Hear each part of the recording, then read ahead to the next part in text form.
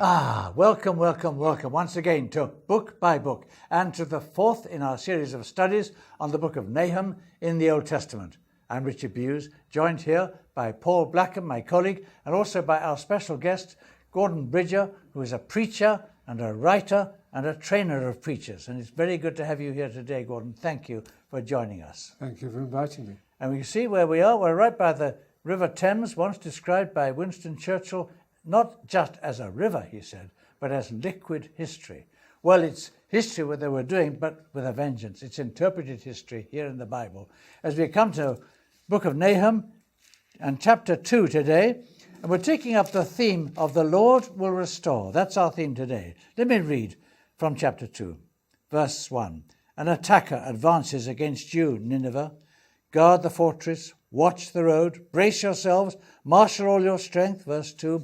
The Lord will restore the splendor of Jacob, like the splendor of Israel, though destroyers have laid them waste and have ruined their vines.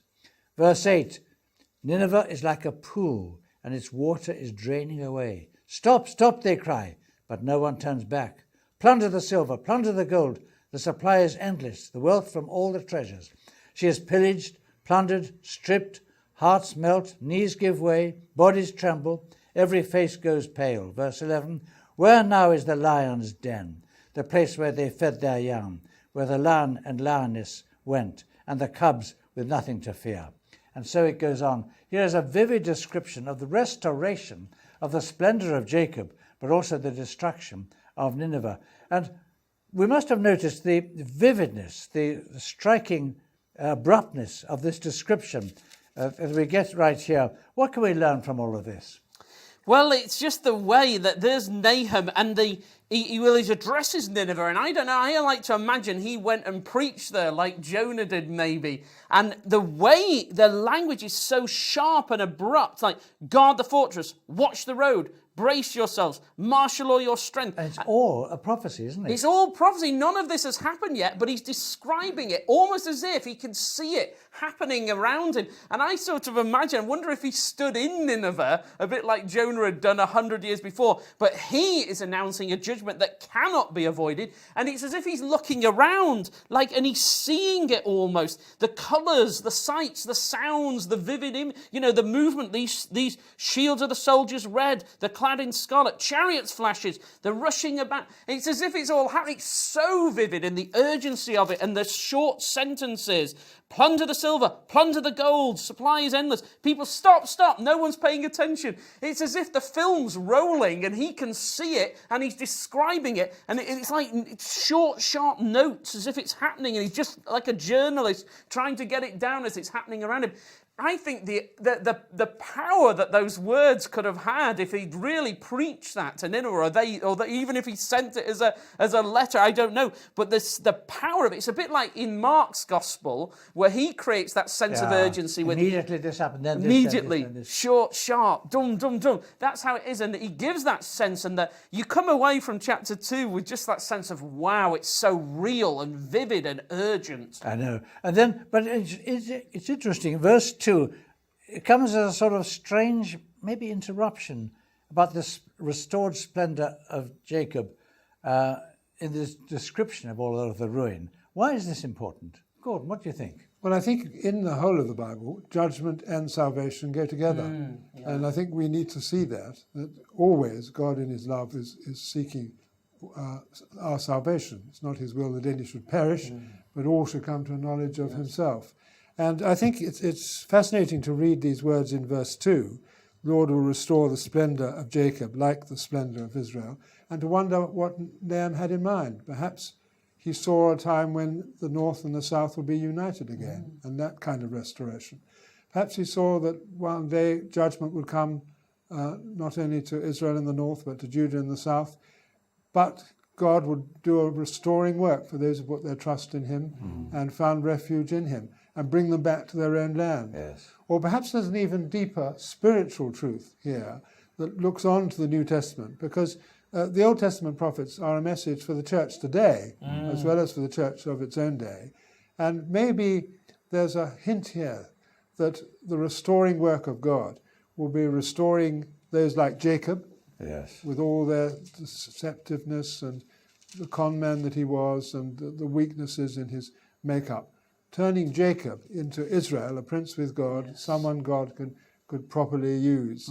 And that it's referring to that, which points us right forward to the New Testament and the way in which the Spirit comes into our lives and can restore us from glory to glory, Paul puts it, from one degree of likeness to Jesus to another, which goes right on until one day we'll be in his presence and meet him face to face and be like him without sin. So it's a glorious picture, but Nahum seems to point in that direction. Yes, indeed.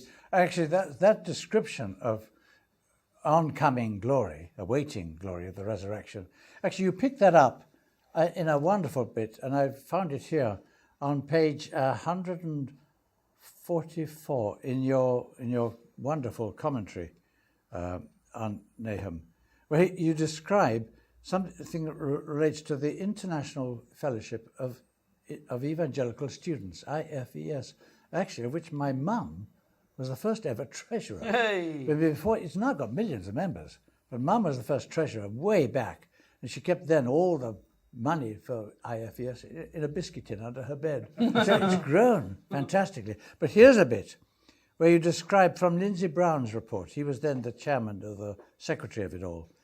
For example, he says, a young student in Vietnam wrote in a letter. Now, how does he put it? This is probably my last communication with IFES. Pray for me and the students and the church in Vietnam for wisdom to face the coming trial. Our Lord has risen. We are going to suffer, to die, and be raised up with him in glory.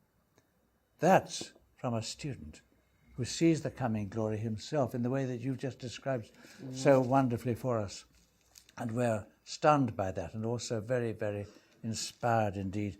I mean, actually, through these verses, 3 to 10, where Nineveh is pillaged and plundered and stripped, can we find some clues here about Assyrian sin in these vivid images? I think so, because you think about how Assyria had gone out and brought that sort of destruction on all sorts of other cities and empires. Now it's come home to them. What they've sown, they're now reaping. But if we look carefully, first of all, they had that enormous confidence in their own military, and yet their own military fails them here. And so that's interesting. They trusted in something that couldn't deliver them. And then there's those they're carried away to exile there in verse 7. Which is interesting because they had in turn invaded and destroyed people and carried them off to exile. And then it's like, all the things that they had done are done to them. They're carried off to exile. And again, in the commentary, there's that Gordon's commentary about the female slaves moan like doves and beat on their breasts. Why are they moaning? Because their gods have failed them. Yes. You know, they trusted in all these rubbish Assyrian gods who can't do anything and just promote cruelty and violence. And then when it came to it, they can't help them at all. And there's that sense of desperation. Yes, indeed. And actually, when you think about it, how it finally happened, when you read about the archaeologists and their discoveries of how Nineveh fell, they say that the moats were successfully crossed after a 2.5 months siege.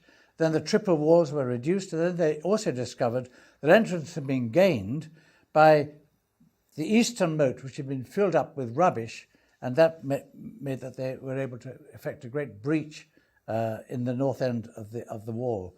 So yes, as you say, the exile is decreed, exactly as they had carried others into exile, and the female slaves moan because their gods have failed them. And the river gates had thrown open, the palace collapsed. So literally, that very thing you're saying happened exactly as Nahum describes, that the river defences, that they thought, they trusted in something, and then in the end, that was the very thing that destroyed them. And then you can see as well that they plunder the silver, plunder the gold. The supply is endless. The wealth from all its treasures, she's pillaged, plundered, stripped. See how they had masses of money and resources because they'd stolen it. So all these sins of Assyria, they'd stolen, plundered, trusted in military. Those were the very things that were at the heart of the judgment that came against them. Yes. Yeah. So if Assyria then is God's instrument to fulfill his purposes, then why does God promise to destroy Assyria? I think it's clear from, for instance, Isaiah, that the reason is that Assyria went beyond the mandate she was given, beyond the commissioning from the Lord. Oh, and let's hear a bit from that. there's a lovely bit in Isaiah 10, verses 12 to 15. When the Lord has finished all his work against Mount Zion and Jerusalem, he will say, I will punish the king of Assyria for the willful pride of his heart and the haughty look in his eyes. For he says, I may just read on this bit, by the strength of my hand I've done this, and by my wisdom, because I have understanding, I removed the boundaries of nations, I plundered their treasures, like a mighty one I subdued their kings. As one reaches into a nest, so my hand reached for the wealth of the nations. As men gather abandoned eggs, so I gathered all the countries. Not one flapped a wing or opened its mouth to chirp. How delightful passage, isn't it? But it's saying they went further than they should have, beyond God's and boasted about it. I thought that was a striking thing. They're like, "Oh, we're so strong. We didn't need any help. It's our own brilliance and power." The Lord's like, "No." And you mentioned that bit in your commentary as well, actually. Very helpful. Page 141, which I just was looking at a moment ago. Here we are then at verse 11 and 12, friends, with Assyria referred to as the lion. Now, is that how we should view the nations of the world, especially when they seem to oppose the Lord, like animals of some sort? Yeah, I agree. It's like we've all thought about the book of Daniel and the book of Revelation. And in Daniel and Revelation, the nations, sort of in their rebellion, are like a beast, aren't they? Do you know, in Daniel, he has them is there a cheetah and all those, and all that they're symbolized as these vicious animals of savagery, and that's the way they are, and they seem so.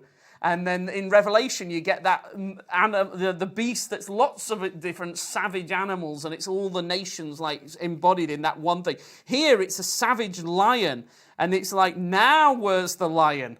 Now it's more like a little kitten, really. It's got nothing. It's harmless. Been reduced right down to size.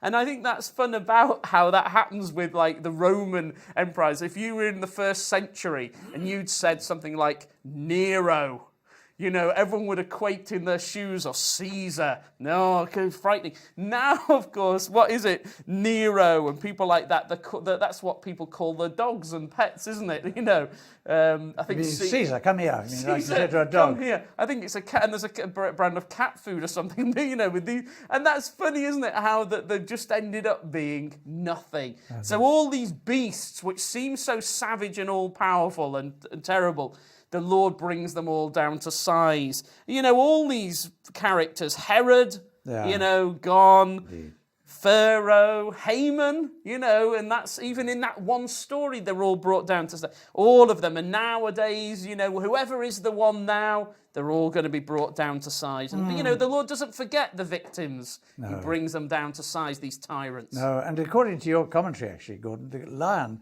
was an image often found on stone reliefs commissioned by the Assyrian kings. One of them, I got a little note, Sennacherib, boasted, like a lion, I raged. Why is that imagery rather appropriate for Assyria? Well, I think because they're thinking of terms of the lion not only being a strong animal, but they're thinking of the bestial side. I think they rejoiced and boasted of the cruelty with which they could treat their enemies. Filling his lair, strangling his prey. Absolutely, yes. I know, yes. And yet again in Daniel 6, in the story of Daniel in the lion's den, there's the picture of God in control of that situation. The lion is not able to defeat Daniel and kill him. Yeah. There's much to encourage. And yet, of course, the martyrs, they seem very close. So that story that you relate there about the student in Vietnam, or I remember a martyr, Archbishop Janani Luwum of Uganda in the mid-70s. I remember he's preached at our church. And I remember going to the great conference of the Lausanne Congress on evangelization. He was there speaking. And as I said goodbye to him at the end of that, I shook his hand. And I thought to myself, because he was under the regime of Idi Amin, the dictator in Uganda, I thought, I'm never going to see you again. And I never did, because a little bit later we learned that he'd been shot, I think at the hands of Idi Amin himself. And I remember thinking about his words that he once spoke, at a great conference when he said, "It is through suffering that the seeds of the gospel are sown, scattered abroad, and nourished." People like him go on speaking to us. People like him and their witness, that goes on forever. We live under their shadow. We live under their inspiration. God bless you today. God bless you as you follow up on the studies we've taken today. And we're going to meet you again in another study before too long.